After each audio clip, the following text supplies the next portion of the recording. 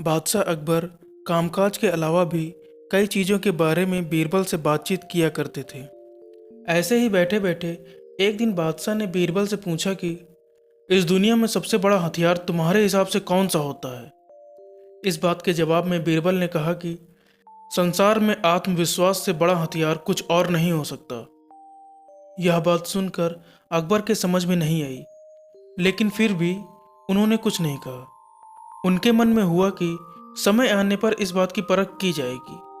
कुछ दिनों बाद राज्य में एक हाथी बेकाबू हो गया।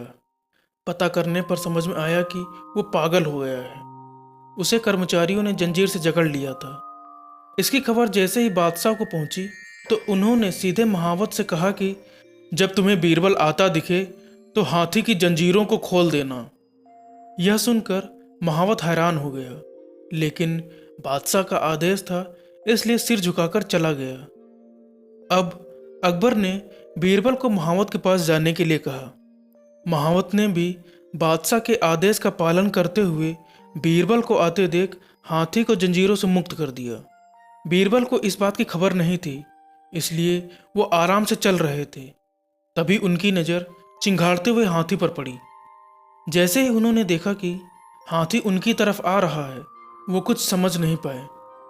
कुछ ही देर में उनके दिमाग में हुआ कि बादशाह ने मेरी आत्मविश्वास वाली बात को परखने के लिए ही इस हाथी को मेरे पीछे छोड़ने का आदेश दिया होगा।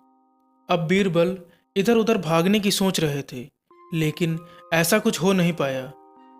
सामने से हाथी आ रहा था और अगल बगल में भाग कर जाने की जगह नहीं थी।